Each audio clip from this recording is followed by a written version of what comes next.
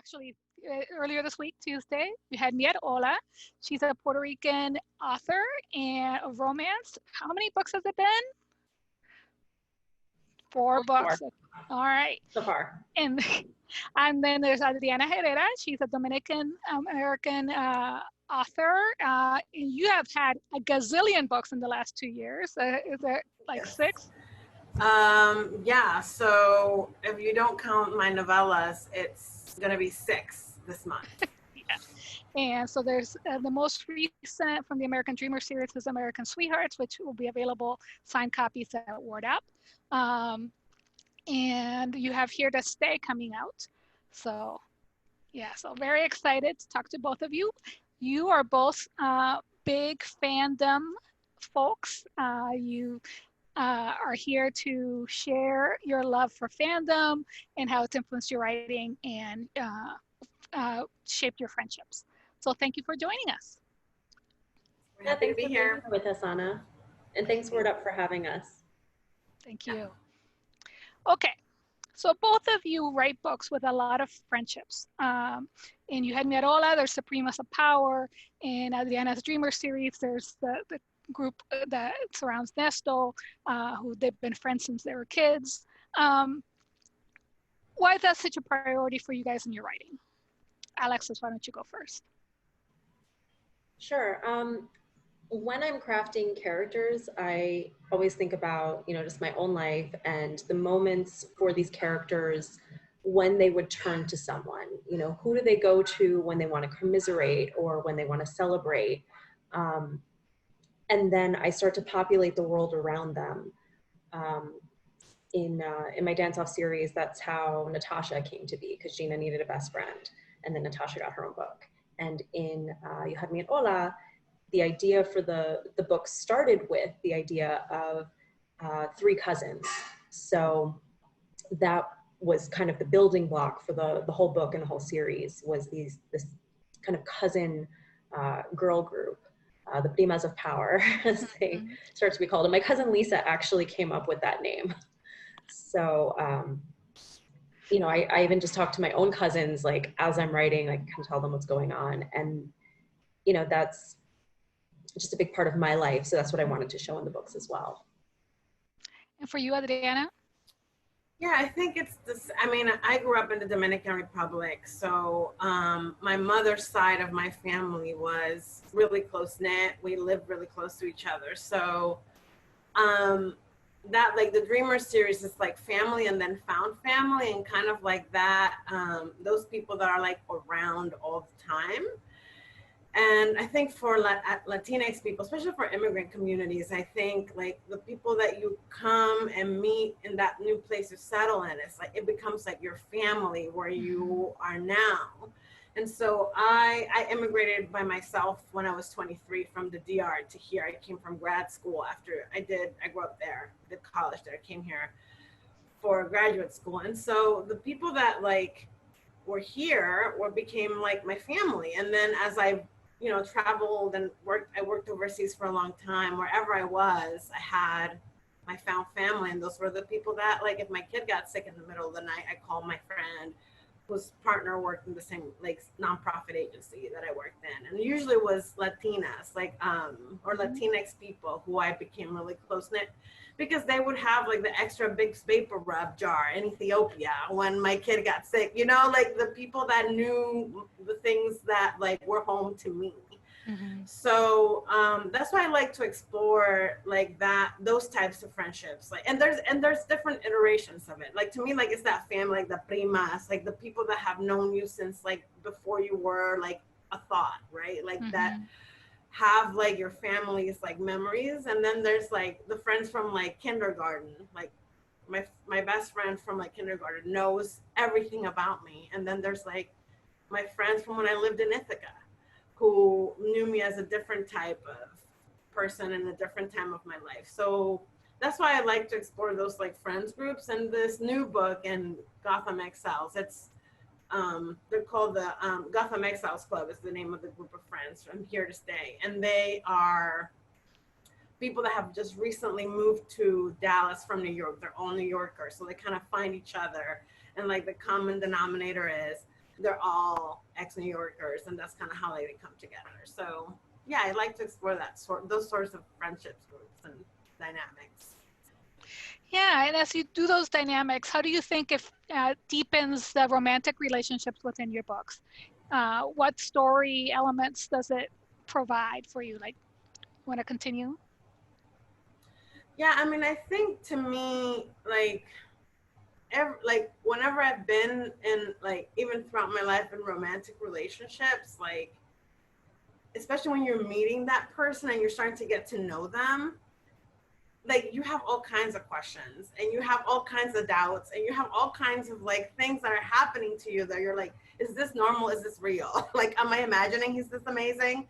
So it's like when you're like going to your friends and like really exploring that, like having someone kind of like to like having people that can vet this person was always such a big part of my own like kind of like romantic life, like having those friends that you're like, oh my God, I think I'm in love. And it's such, Right, so your reality check. yes, or like, oops, I spent the night at his house, what do I do? So it's like, it's that like it just makes everything, like it gives texture to the experience to have people to soundboard with, like all those experiences. It's not, I don't think it's the same when it's like you're doing it all on your own. Mm-hmm. And for you, Alexis? I think, you know, you just need that sounding board. So for your characters, like as they're falling in love, I think it could get like very like navel gazy if they have no one to talk to and they're just sitting there like, how do I feel about this person? What do I think? So if they have someone else who, you know, helps them grow as a person, but then also kind of, you know, there are those kind of like plot beat moments, like the wake up moment, right? After they've all just like done something really dumb and they're like, I've decided I'm better off alone, but now I'm miserable. And then like the best friend or the mom or the sister or the cousin calls and they're like, what are you doing? Like, you were so much happier when you were with them. And like, here are all the things that we noticed that you were too close to the situation to see, right? So they're also kind of reflecting back to the person in a way that I think the reader feels. Mm-hmm. Like as you're reading and you watch them just like being dummies and you know, you want to like just tell them like, no, like he really loves you, like obviously. And then to have the character who comes in and does that, I think sometimes I think that's why those secondary characters can be so relatable. Right. They can get away with a lot that your main characters cannot because you need them to carry out the whole story for a full book. They can say the thing that the main character might not be willing to say or accept. Right. Or that they certainly don't want to hear. Right. Right. Now, I'm seeing both of you in your Raylo Trash shirts. Now, did you know that you were both Raylo fans, or how did this come out to each other? we talk a lot about fanfic in general since we've known each other now for, you know, like maybe 3 years. 3 years. This really came up after Rise of Skywalker came out. Yes. Like we both knew that we were like, man, Adam Driver like shouldn't work, but he really does. He really does. And then after Rise of Skywalker came out, we were like, okay, we have to get together and like talk about this and debrief our feelings. Like there's so many feelings. And we kind of just haven't stopped talking about it since then. Like we just send each other like fan art and like fanfic stuff on the side. So yeah, Kristen says it doesn't make sense, but it does. He really does. I recently rewatched the first one and I was intentionally like, let me see these beats because I was like, no romance. And I was like, oh, I can see this. Yeah. I really watched the first movie thinking that like she was going to be his cousin or something. So episode 8 kind of took me a little by surprise, but I was like, you know what? I see it. It's been a journey, but it's been amazing. And that's when like fanfic then repairs the things that the movie writers cannot do for us. Right, because you as romance writers have expectations and ideas of where these story beats should go, right? Oh yeah. So fanfic gives you the opportunity to remodel the clumsy stuff that other people do, right? Yeah. Now, other than Star Wars, what were your other fandoms that you got involved with, or first fandom that you really sort of went into? My first fandom was when I was a teenager, and this was like in the mid 90s. So this was back still in the days of like message boards and email mailing lists. And it was for the books by L.J. Smith, who wrote the Vampire Diaries. Even though those were not my favorite books of hers, but like this was just kind of like the fandom for all of it. And that was like where I got into writing fanfic too. You know, I mean, it was basically teen vampire novels, which now they're back. Yay. Coming in 2023, vampires. Yeah, we got a couple of years. Oh my God, I've written so many vampire stories that are just sitting on my hard drive, going nowhere. For you, Adriana? I mean, Buffy probably was like the first, like, I mean, I was still in the minute I came to the States in 2002. Okay. And I had kind of, and like, you know, the internets were not as like advanced in the DR as they were here, but I was kind of like on the message boards for Buffy specifically. I was really, like many women of my age, or many peoples of my age, were and really like captivated and like obsessed by her character, and we started seeing the flaws in the creators, like storylines and how they handled her, especially after like, I'm not gonna get into the seasons, but there was a particular season that really kind of like made us all be like, there's more to this, there's gotta be more to this. And so that's when I really got into fanfic and the fandoms, was like with Buffy. Oh, great. Cool. Now, we have a question from the audience. What are your favorite friend groups from other books or TV? All right, I'm going to cheat a little bit and say that Adriana's Gotham Exiles Club has a really excellent friend group. I think, of course, now I can't think of like any books I've ever read. This is the Sarah real McLean problem. does it well too. You know, she does these kind of like Band of Brothers kind of books. I really like the Gambling Hell series, and her most recent one, and I'm really excited for the Hell's Bell series that she has coming next, which is more of a girl gang, and I think it's going to be really fun. And you, Adriana, what was your favorite friend group?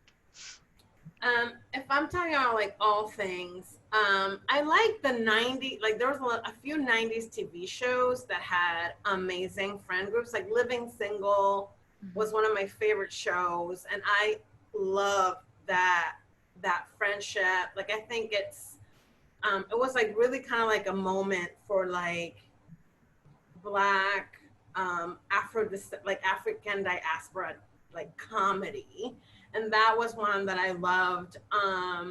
In books, I just recently read the Tessa Dare Girl Meets Duke series, and I really enjoyed that friend group. It felt so modern, but also like with all the trappings of like the historical novel, and they're so funny. So I really like that one. I'm actually listening. I have read You Had Me at Ola in early as a like in the beta Really stage, and I'm listening to it right now, and like the Primas of Power, because it's so similar to like my family. Like, they'll just like tell you like the bitter truth on a text, like unbothered. And so I really enjoy the Primas of Power. I've been enjoying them a lot, like again, as I'm listening to them. Well, I love that they just show up and will vet someone and protect right there, you know, like, no, we're not going to let you until we know who this person is, you know. Yeah. That's somebody who also has primas that have been very important. It's just such a nice thing to see. It's like those people that will hide a body for you. Like, you know, that 2 or 3 people that you can text at any time. Those are the primas of power. Yep. Now, let's head back to fandom. We were talking about how you started seeing the flaws in the original material, so it started moving you toward fanfic. Was that the only kind of fandom involvement, or were you doing other things? Were you going to cons? Were you dressing up? Were you? I started going to comic book conventions when I was 7 years old. My dad took me, or maybe I was 6, really early. You know, this was like a thing in New York City. Once a month, there would be kind of a small comic book convention that was usually held in like the ballroom of one of the hotels around Herald Square, like the New Yorker Hotel or Pennsylvania, the one across from Madison Square Garden. And then they started doing them in like church basements. And I think that was around the time my dad stopped taking me to them every month. But it was just like a thing that we did together. And I would go with him, and I was so little. I was a small kid, but like I would wear a watch, and my dad would give me like a $20 bill, and he'd be like, okay, like meet me back right here in like 1 hour.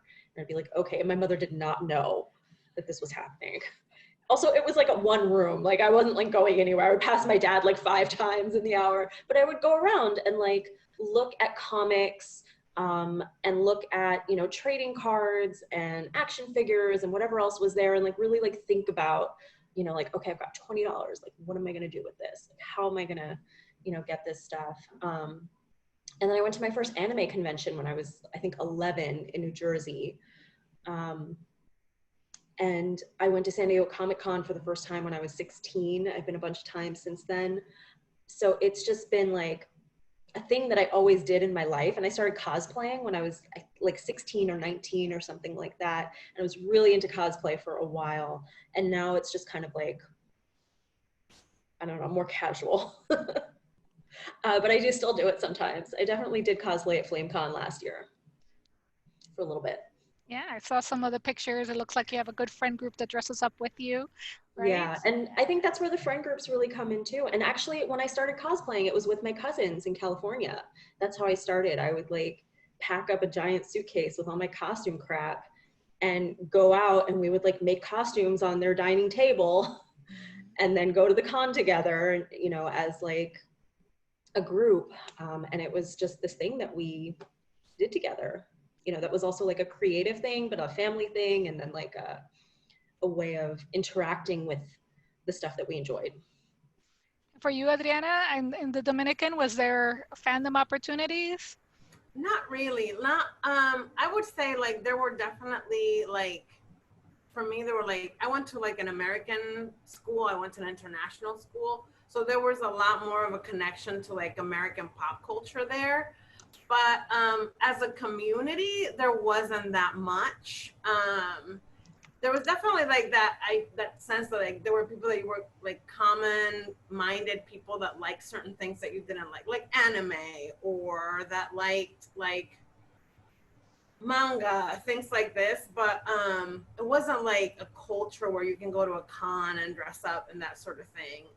So I didn't kind of like get into it until I moved to the States. And then when I moved to the States, then I started going to like the cons and going to like more like fandom events. I think more like Harry Potter, which sadly now has been tainted for us, was like the first time I started doing like cosplay. And I did that with a few friends from grad school here, and we went to like parties and things like that. But it wasn't something that I did like as a teen, really. It's funny, like for me, I left Puerto Rico for college, and it wasn't really a community that was doing cosplay or comics. But since then, it has developed. They have Comic Cons, and they have all sorts of stuff. It's been really interesting to see the nerd community sort of come out into the open. And the DR the same. It's the same. Like now there's like whole like events and festivals and things like Yeah. Now,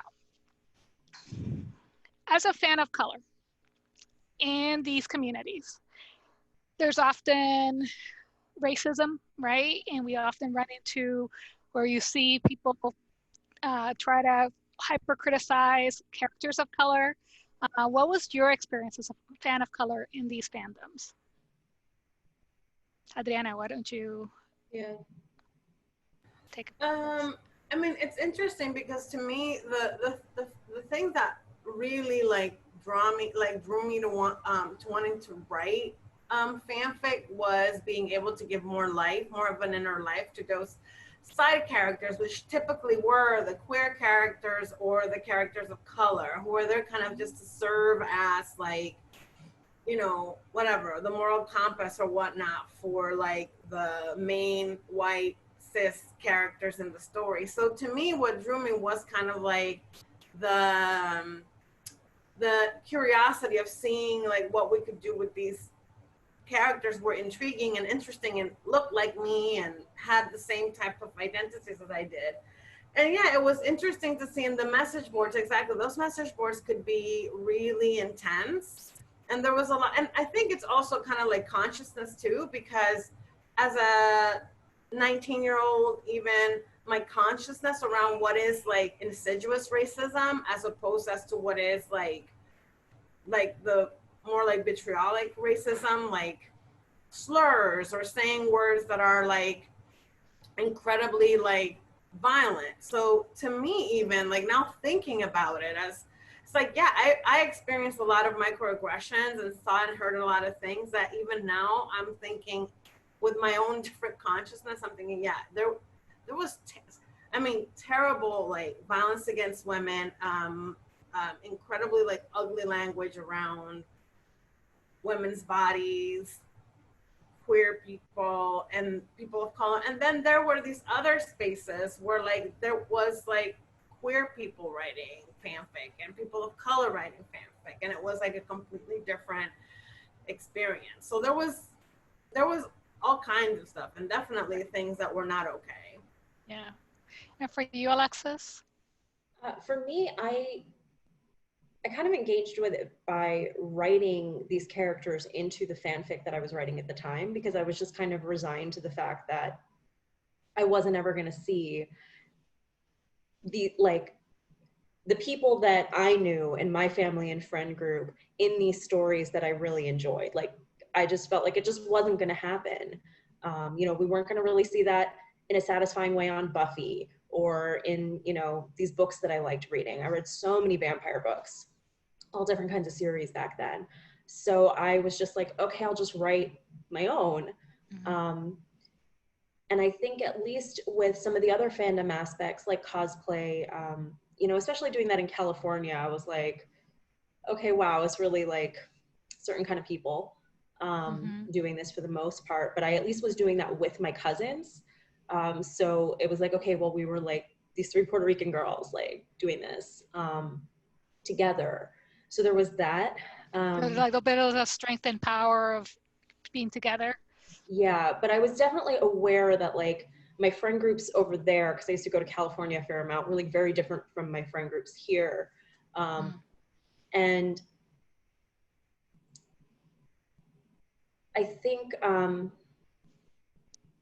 it didn't even occur to me to ask for more of these creators. Like I was just like, okay, this is what it is, and if I want to see these kind of characters, I'm just gonna have to, you know, write my own stories and put them on the internet. Right.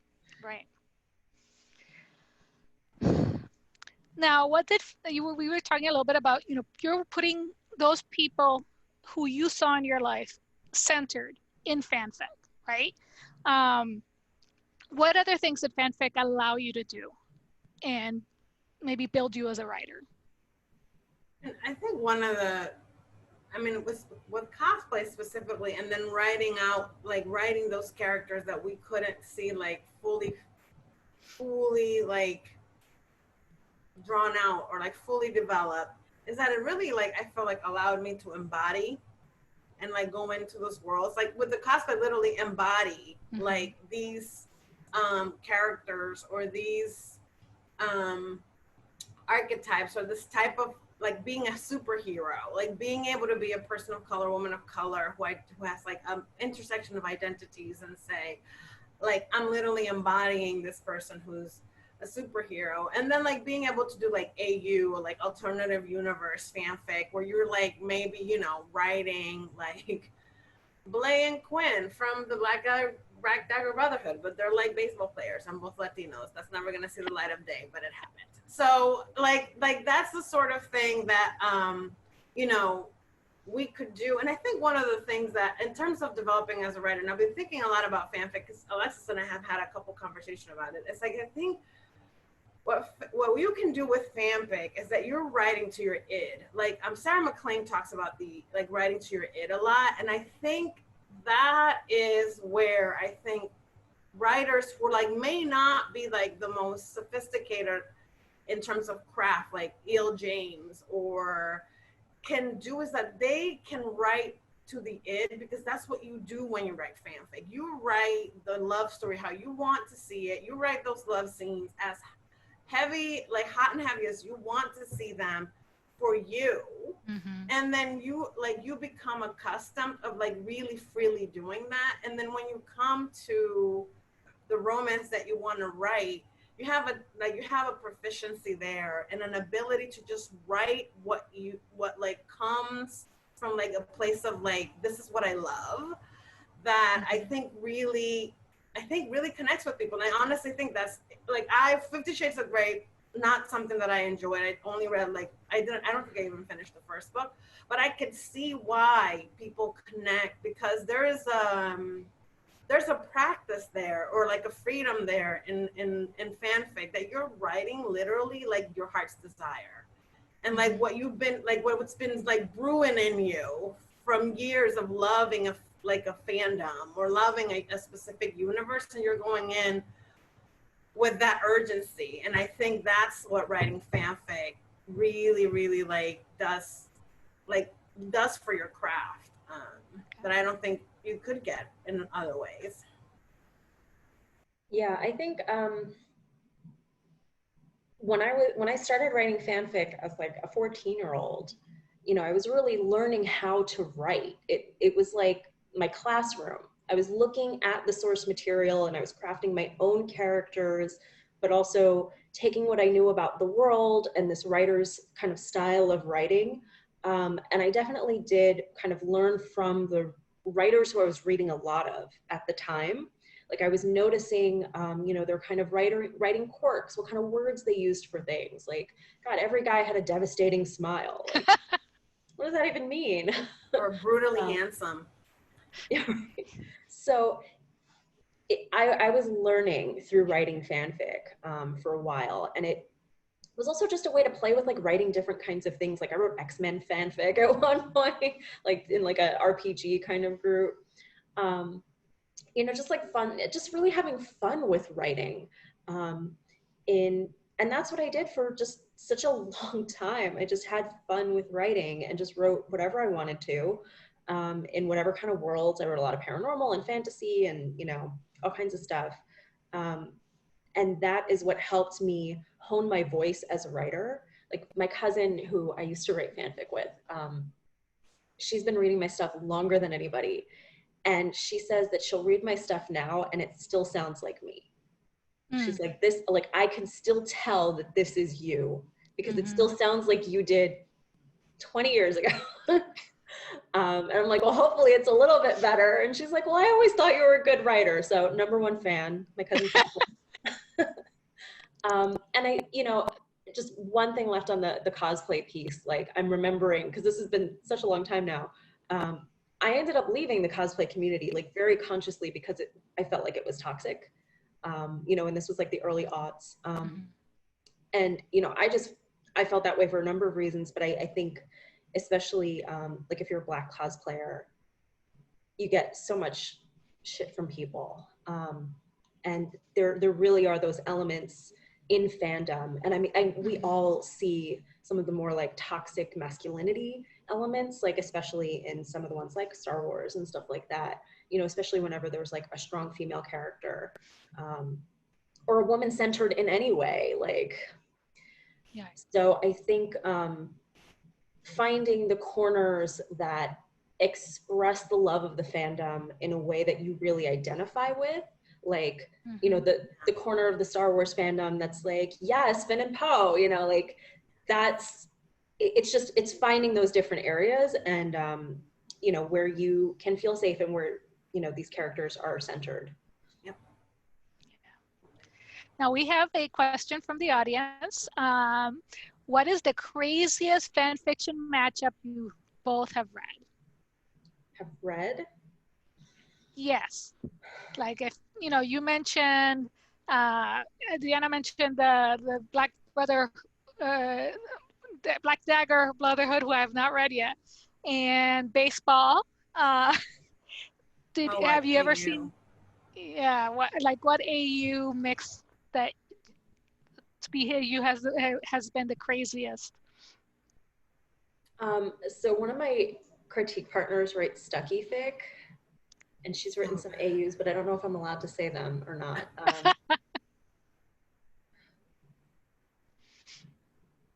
don't know. I mean, I've read a few like Draco Hermione, like Hermione ones, and the AU like I can't read them in like the Harry Potter universe because it's too weird. But it works in like a workplace romance. Like I read one where they were like co-workers, and she was like a marketing like an advertising agency, and he was like the kids, like the owner's kid, and it was like very set up in like the dynamics that they would have, and it was great. I mean, and then I could disconnect myself from my like how weird it is to see like Hermione and Draco like engaging in a way that's like hot. So I read they were also adults, which would help. So that does help.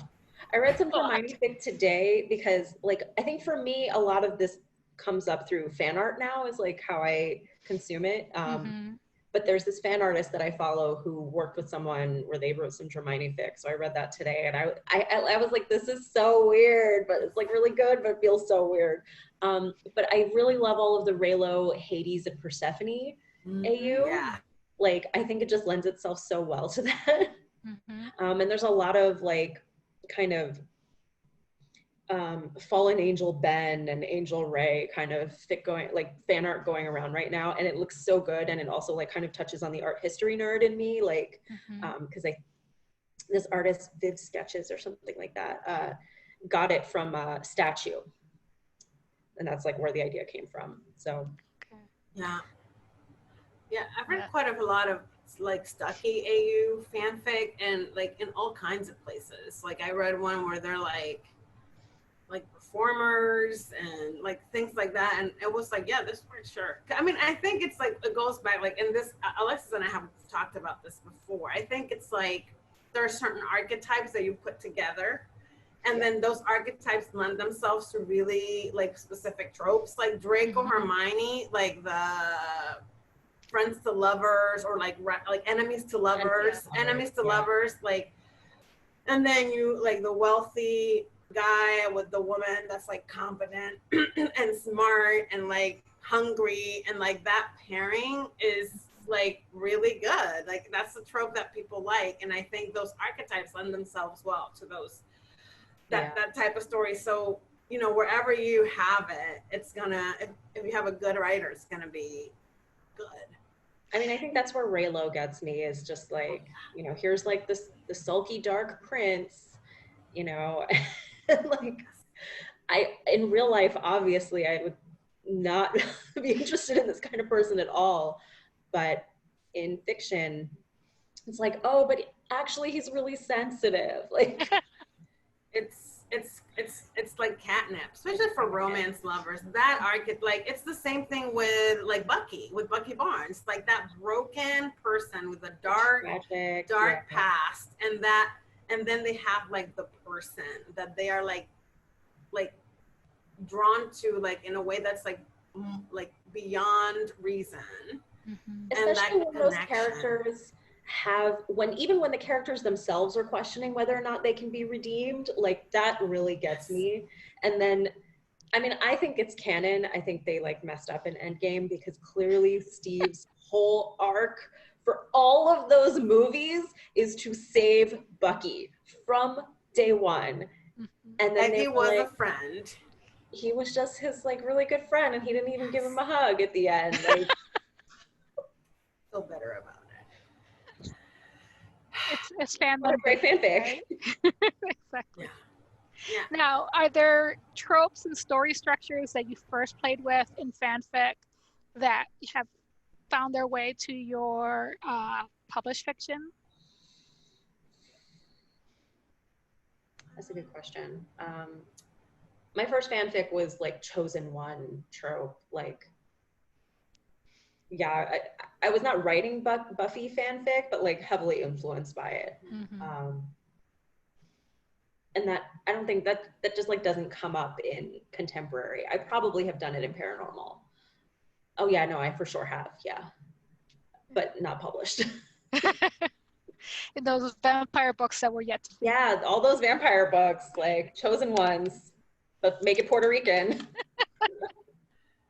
Yeah, I mean, I think I'm really drawn to like the larger universes where you have like a group like the Avengers, or you have like, I like a group, like a band of friends, and not necessarily like all men or all women, but people that are like of different, like just different kinds of people that bring in like a particular experience or like a particular background or like something that makes them different than the others, and it's very distinct. And I think that's something that comes from like that like the superhero, like the Avengers, like X-Men, where there's a distinct thing about that person that no one else has, and that makes them like, that's like the seed of what makes them like really special as a character. And so I loved reading those types of stories, and so I think that really kind of like feeds into how I write those groups. But I mean, I feel like it's probably like more subconscious than it is like a conscious thing that I'm doing. Right. Yeah, I think there's just like, there's certain tropes, certain archetypes, certain arcs that just stay with us, you know, that kind of captivate us early. Like, really thinking back to like the first kind of long form stuff I wrote, it was like based on stuff I was playing with my Barbies, but all of that was based on soap operas that I was watching with my babysitter, you know, with these kind of like big families, like, you know, the Newmans on Young and the Restless, where it's like they were divorced, but then they were back together, but then they were divorced again, and then there were all these other people and all of these children. And that was the kind of first stuff that I was writing. And then now I'm still writing these kind of big sprawling family dramas, I guess. So yeah, it does just stay with you. You imprinted into that big family group, or that. Also, I live it, so. But I think that's why that piece of the soaps like stayed with me. Yeah. And I mean, I grew up watching telenovelas. Like, it was literally like my father's business was like, he like bought telenovelas and like broadcast them in the DR. So like, our literally like telenovelas paid my bills. And so we grew up watching them, and I think it's like the other piece of like the archetypes, right? Like like you have this, I mean, problematic stuff everywhere. So many Cinderella variations and so many problematic things, but you had these archetypes, and like you have them, El Patron and like, you know, like the girl from like the humble means, and like that whole thing, like it was always so, and you knew how those telenovelas were gonna go just from like the parents' background, or where she came from. Was she college educated? Was she like a maid? Like all these things like made such a difference. And I think all that stuff like culturally is so organic to us, and like writing these stories that have like all these different kind of like dramatic confrontations, characters. Now we have a question from the audience. This is from Ryan.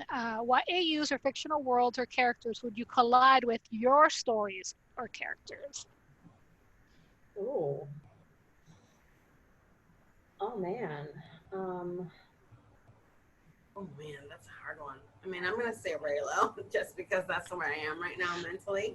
Yeah. So, like, who's going to be in Raylo? Who's going to run into, which of your characters is going to run into that world? And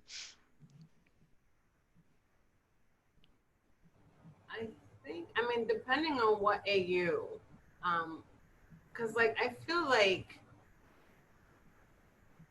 in American Fairy Tale, because I have like a billionaire who's like a benevolent, like a good billionaire, and I have Camilo who's like really abrasive.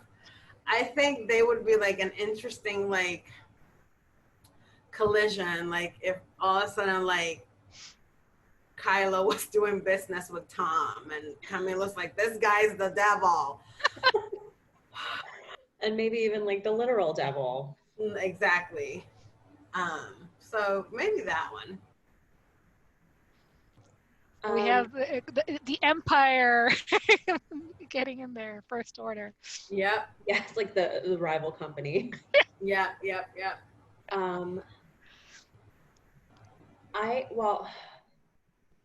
I'm trying to think about like my contemporary stuff because I have some other stuff that is definitely influenced. Like I have another series that I started of novellas that's very influenced by Sailor Moon, and that I'm thinking of bringing in some elements from Final Fantasy VII, like maybe just in terms of the world building, but also Jen Bartel has been drawing Final Fantasy VII remake fan art for a few months, and she's working on a zine that I can't freaking wait for. It's like so beautiful, and it's like sparking so many ideas with Cloud and Aerith and Tifa just like kind of like all together, and I'm like, oh, that would be so much fun to write something like that. And you know what, I could totally see that in like maybe my dance off universe, something like that. Thinking now. I know. It's like, oh, but you know what I also really want to do is something like Star Trek. It's like dream, but yeah, that was gonna be one of my questions. What fanfic worlds would you want to play in now, and why? So, why would you want to write Star Trek? Well, I started a Raylo fanfic this summer. Okay. That nobody else has read. And I actually read it the other day to myself. Like I was like having a down day with my writing. So I opened up the document and read the whole thing out loud to myself. And it's not finished, but I was like, it just made me so happy. Yeah. Now, do you have time, Adriana, to play in a fanfic world? And or if you could, which one would you do? I think right now what is really calling to me is like Star Wars. I think I still have a lot of unresolved feelings around Raylo. And so if I would sit down to write something, it would definitely be those two. Or Storm Pilot. Like Finn and Poe are two, like that's like a ship that I've been, like I love and makes so much sense to me. And it's so soft. It's so soft. And like we need softness right now. And so that one would be one that I would love just to explore. Like Rose also, like that's like a character that I feel like just needs like more, I don't know, like she's wonderful. So that's a universe that I would, if I had all the time in the world, I would definitely play in the Star Wars universe. Now we have another question from the audience. This is from Bree. What romance would you never stop recommending people read? So like you're the one that you keep telling people they have to read. Tessa Dare. Tessa Dare's a really good one. I would say, right, like, because that changes so much, right? Because like I don't even know, like, if I can say it one. It depends on who it's for, and like you know what they like. Yes. I have go-tos in each subgenre. Yes. I think Helen Wang is a good one too. Yeah. The Kiss Quotient. I would say like if you're talking about like from the last few years, I would probably say the Kiss Quotient, like The Worst Best Man. Worst best man, yes. Mia Sosa, I honestly think it's literally like a perfect romance. Like I just listened, I had read it early, like I mean, Mia's a friend, but she gave me an arc and I read it and I loved it. And I just listened to it again. And it was like even better. Like, I don't know, it's just so good. That's the one right now, yeah. Yeah, and so that one. Like not a romance reader especially, like that I think is just such a good, it's like truly a rom-com. Yeah. Right, so like one of those great crossover books that you could hand to someone who just wants something fun and light, and you're like, hey. But it's also super sexy. Yes. So it's not one that's like, oh, don't worry, this one doesn't have any sex in it. Like, yeah. You know, it's just so funny. And like, and I really like, I'm not a fan of that trope. And I started it, I was like, oh my God, Mia, like, how are you gonna pull this off? And then she really, really does. So hot. It's so good. Disclosure, I was a beta reader for that one, and one of the things that came from me was like, you managed to do that fine line of that interplay without it becoming mean, because I have so many times where it's that enemies to lovers, rivals to lovers, where it gets mean, and she plays some tricks on him, but it never felt like you couldn't come back from that. No, it's honestly, it's perfect. That one I would recommend a lot. I mean, I only read Lord of Scoundrels last year, and it's definitely got its issues. Like, it's from 1995, so it's like a little dated, but the execution of the romance itself, I think it's pretty flawless. So if it's someone that's thinking of writing romance, I would say read Lord of Scoundrels, because craft-wise, it's basically like executed perfectly. Now, and especially if you want like an alpha male and all like these types of dynamics, yeah, like Tessa Dare is like hilarious and like really funny. Beverly Jenkins, like, I don't know, it's really hard. Forbidden from Beverly Jenkins is like my go-to for everything. She has a book for it, whatever it is, she has a book for it. Yes, she does. We just did Jenkins July and Run Book Pod, and there's very much, and I think she really wants us to read all her romantic suspense. So that's the next thing for me. That's a genre that I want more to come back to. Now we have another question from our audience. What's one romance or friendship element that you've read or seen growing up that you want to rework or invent or reinvent? Oh, I know mine. I'll go for it. Edith Wharton, all Edith Wharton novels, and make them romances. I'm obsessed with Edith Wharton. If you follow me on Twitter, if you've been following me on Twitter for more than 6 months, probably, she comes up a lot. I love her writing. I think she's like probably like one of the most like feminist in a way that's not like I don't know, like truly like organic and like not preachy. Like her writing was just feminist. And so, but because she was a feminist and a realist, her books weren't romances. They did not have happy endings because women had, you know, difficult lives in that time. And so she just plays with so many things. She plays with like the constraints of like society, the role of women in society, the cages women are put in. Age of Innocence is like my favorite novel of all time. And so if I could, I would rewrite basically, like I have a retelling idea for basically everything she's written. I'll wait to see it. Okay. I have seen the blurbs for that, and it's really good. Coming in some future date. Let's hope. For me, I think I have so many ideas, but definitely stuff with vampires and werewolves and witches, for sure. You know, I'm like, I've written that stuff, and I'm kind of like trying to skirt it now with my witchy stories. I have some more of those planned. I'd also love to write super sexy Star Trek. Like, I was just remembering, I did go to a Star Trek convention when I was 10, that my dad, of course, took me to. But I used to watch Star Trek with my mom also, and I had like Riker and Deanna Troi action figures, and I also had Whoopi Goldberg's character. His name I can't remember because for me she was always just Whoopi. And I would definitely like like, you know, Troy and Riker, of course, were like dating or like whatever, married, like in my stories. But yeah, that kind of stuff I think would be what I would do, like more sci-fi and paranormal. Mm-hmm. Those are the stories that have like just stayed with me, and I just want to write those like in kind of a fresh and more inclusive way. Yeah. Now we're getting near the end of our time. Is there things that you still wish we could talk about? Things we hit that maybe you want to come back to? Anything about friendship and fandom that is still in your heart? What I want more of in these stories is like satisfying romances. Like there's nothing bad about having a satisfying romance. You know what I would write over if I could? Jupiter Ascending. Yes. If I had time, I would like rewrite that in a more satisfying way, because I feel like that movie could have been so good and was just okay. Yeah, I think like, and especially like I've been thinking a lot about this, especially in terms of like rom-com and like what's coming out as like romantic comedy, and like the heat is really low. Yeah.